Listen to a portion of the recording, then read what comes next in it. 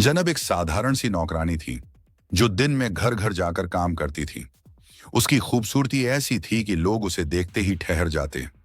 उसकी गहरी आंखों में एक रहस्य था और उसकी मुस्कान में एक जादू जो मर्दों को बेचैन कर देता और औरतों के दिल में जलन पैदा करता।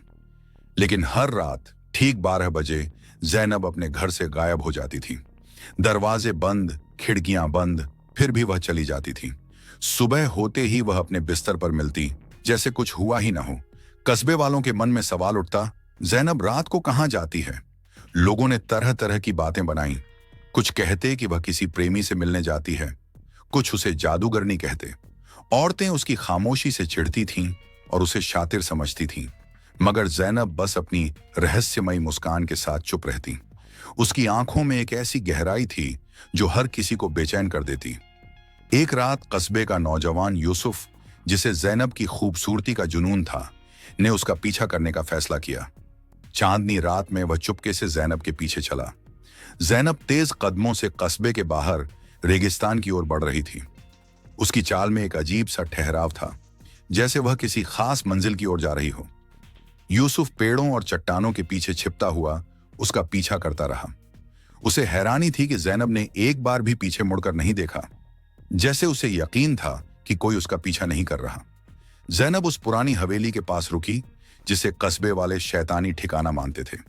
वह बिना डर के हवेली के अंदर चली गई।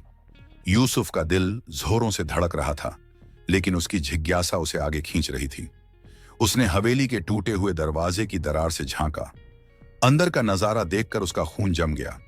जैनब के चारों ओर एक नीली रोशनी चमक रही थी और उसकी आंखें किसी जंगली जानवर की तरह जल रही थीं। उसका शरीर धीरे धीरे बदल रहा था। उसकी त्वचा पर सांप जैसी चमक उभर रही थी और उसका जिस्म लहरों की तरह बल खा रहा था। यूसुफ ने घबराकर पीछे हटने की कोशिश की, लेकिन उसके कदम जैसे जमीन से चिपक गए। जैनब ने एक झटके से उसकी ओर देखा। उसकी आंखों में एक ऐसी चमक थी जिसमें दर्द और गुस्सा दोनों थे। तुम्हें यहां नहीं आना चाहिए था। उसकी आवाज में एक गूंज थी जो यूसुफ के दिल को चीर रही थी। तुम क्या हो? यूसुफ ने हकलाते हुए पूछा। जैनब ने गहरी सांस ली और बोली, मैं वो हूं जिसे तुम इंसानों ने धोखा दिया।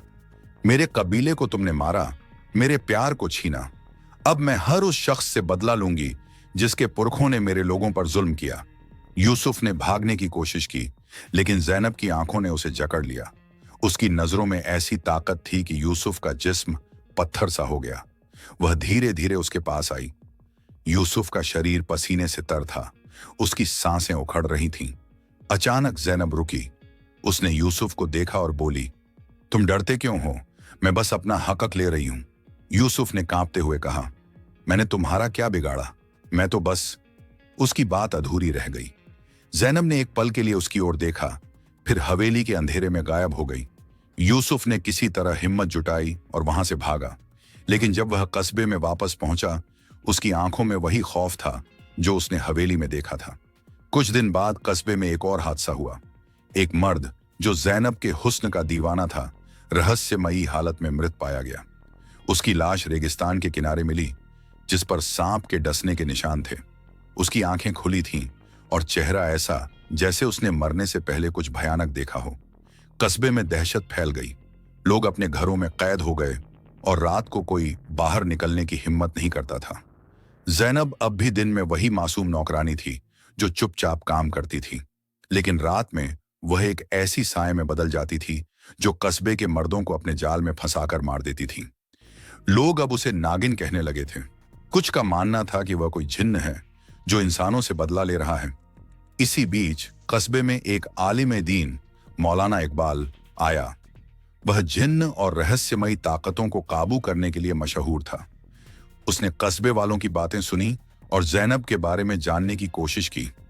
एक बूढ़ी औरत ने उसे बताया कि जैनब कोई साधारण लड़की नहीं है।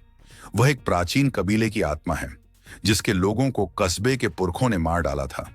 वह इंसानी रूप में यहां रह रही थी ताकि एक एक करके उन लोगों से बदला ले सके जिनके पूर्वजों ने उसके कबीले पर अत्याचार किया था। मौलाना इकबाल ने फैसला किया कि इस रहस्य को सुलझाना होगा। उसने कस्बे की मस्जिद में एक महफिल बुलाई जहां कुरान की तिलावत और दुआएं पढ़ी गईं। उसने जैनब को बुलाया और उससे बात करने की कोशिश की, लेकिन जैनब की आंखों में एक ऐसी ताकत थी जो मौलाना के अल्फाज को बेअसर कर रही थी। उसने जैनब से कहा, तुम जो कर रही हो वह गुनाह है। अल्लाह की बनाई मखलूक को नुकसान पहुंचाना ठीक नहीं। जैनब ने जवाब दिया, मुझे इंसानों ने कभी इंसान नहीं समझा। मेरे कबीले को खत्म किया गया, मेरे प्यार को छीना गया। अब मैं सिर्फ अपना हक ले रही हूं। मौलाना ने कुरान की आयतें पढ़ना शुरू किया।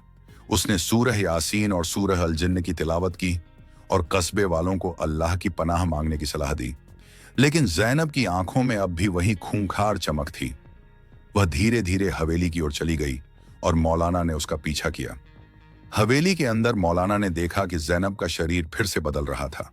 उसकी त्वचा पर सांप जैसी चमक थी और उसकी आंखें आग की तरह जल रही थीं।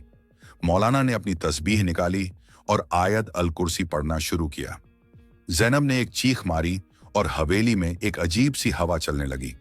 लेकिन मौलाना ने हार नहीं मानी। उसने जैनब से कहा, अल्लाह की मखलूक को माफ करना सीखो। बदला अल्लाह का काम है, तुम्हारा नहीं। जैनब की आंखों में एक पल के लिए नमी उभरी। उसने मौलाना की ओर देखा और उसकी आवाज में दर्द था। मुझे माफी नहीं मिली तो मैं क्यों माफ करूं? उसने कहा। लेकिन मौलाना की दुआओं ने हवेली की हवा को बदल दिया।